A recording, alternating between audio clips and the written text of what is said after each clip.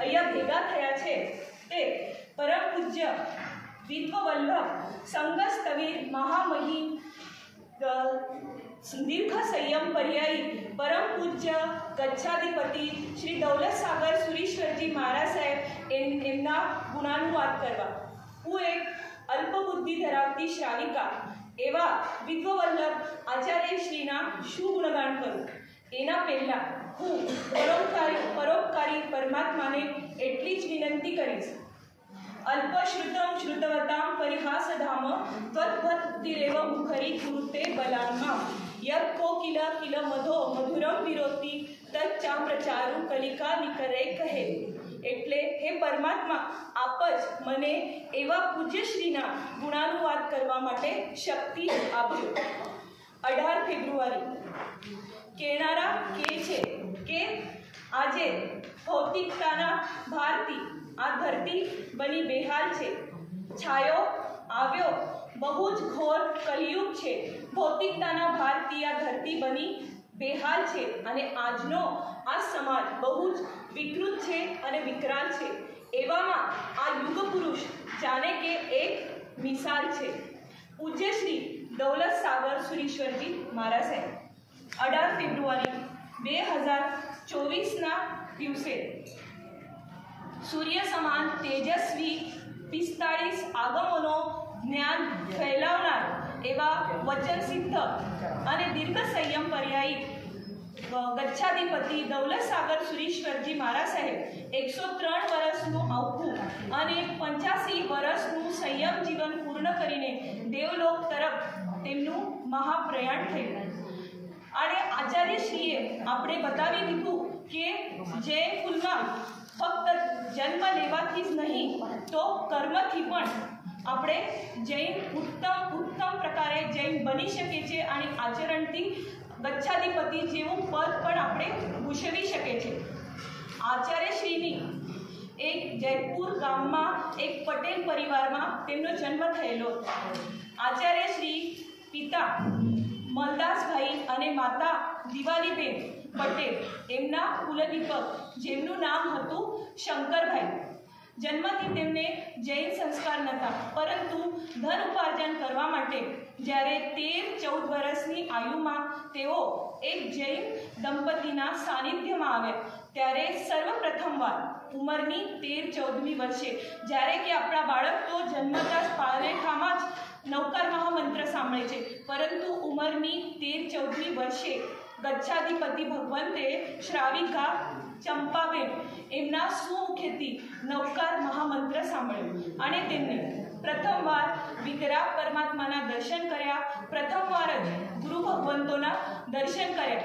જૈન પરિવારના સાનિધ્યમાં આવવાથી તેમને જૈન ધર્મના પ્રત્યે લાગણી તેમના મનમાં નિર્માણ થઈ અને જ્યારે તેઓ દેવેન્દ્ર સાગર સુરીશ્વરજી મહારાજ સાહેબના સાનિધ્યમાં આવ્યા ત્યારે દેવેન્દ્ર સાગર સુરીશ્વરજી મહારાજ સાહેબના સુવચનો સાંભળીને તેમને જૈન ધર્મ પ્રત્યે બહુ જ લાગણી ઉત્પન્ન થઈ અને તેમનું મન વૈરાગ્ય તરફ આકર્ષિત થયું અને એવી રીતે ઉંમરના 18-19મા વર્ષે આપણા સૌના લાડીલા ગચ્છાધિપતિ દૌલત સાગર સુરીશ્વરજી મહારાજ સાહેબે 1996માં કારતક વદ દસમના દિવસે કહીશ તો ખોટું થશે, રાતના 1:30 વાગે ઘરથી ભાગીને પરમ પૂજ્ય સાગરાનંદજી મહારાજ સાહેબના હાથે રજોહરણ સ્વીકાર્યું અને દીક્ષા અંગીકાર કરી। દીક્ષા લીધા પછી 67 કિલોમીટરનો વિહાર કરનાર આ એકમેવ મહાપુરુષ હતા અને જેમને દીક્ષા પછી પ્રથમવાર જ રાઈ પ્રતિક્રમણ કર્યું એવા આ મહાપુરુષ હતા, જેમને દીક્ષા પૂર્વ ફક્ત નવકાર મહામંત્ર અને કરેમી ભંતેનું સૂત્ર એટલી જ ગાથાઓ કંઠસ્થ હતી। એવા મહાપુરુષે આપ સૌને સાંભળીને બહુ જ અચરજ થશે કે એમને ફક્ત 6 દિવસમાં 6 કર્મ ગ્રંથ કંઠસ્થ કર્યા, 12 દિવસમાં પંચ પ્રતિક્રમણની ગાથાઓ યાદ કરી, 24 કલાકમાં ખાલી 24 કલાકમાં વિતરાગ સ્તોત્રની 225 ગાથાઓ યાદ કરી, 36 કલાકમાં નવસ્મરણ સંપૂર્ણ કંઠસ્થ કર્યા. એના પછી 108 અઠ્ઠમ કરીને સંવેગ ગ્રંથશાલા આ ગ્રંથના 10,000 શ્લોકો તેવે કંઠસ્થ કર્યા અને ફક્ત 9 દિવસમાં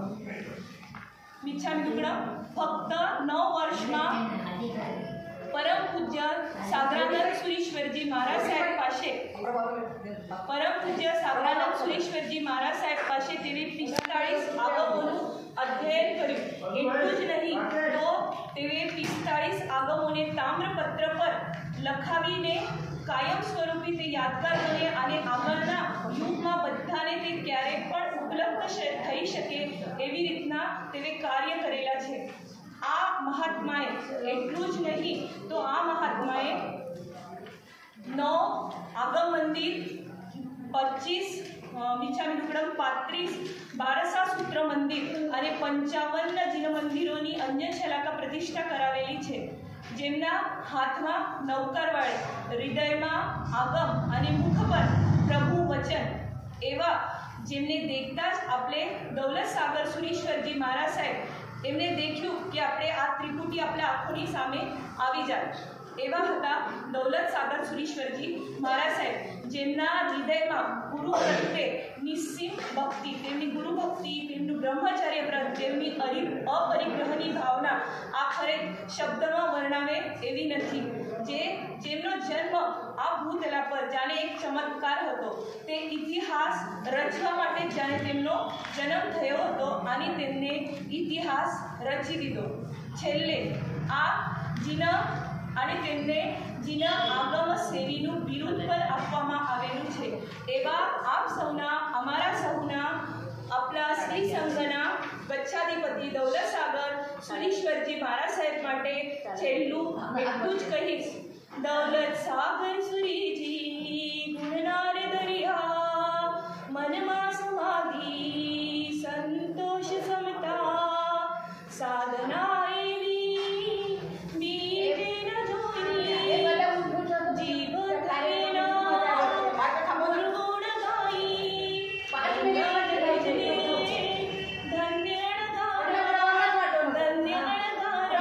પરમ પૂજ્ય ગચ્છાધિપતિ દૌલત સાગર સુરીશ્વરજીના ચરણોમાં કોટી કોટી વંદના અને શ્રી સંઘના વતીથી પરમ પિતા પરમેશ્વરના જોડે એટલી જ ભાવના ભાવી કે પરમાત્મા એમને જલ્દીથી જલ્દી મોક્ષ સુખ આપે. આપણે સૌએ સાંભળી લીધું એ માટે ખૂબ ખૂબ ધન્યવાદ.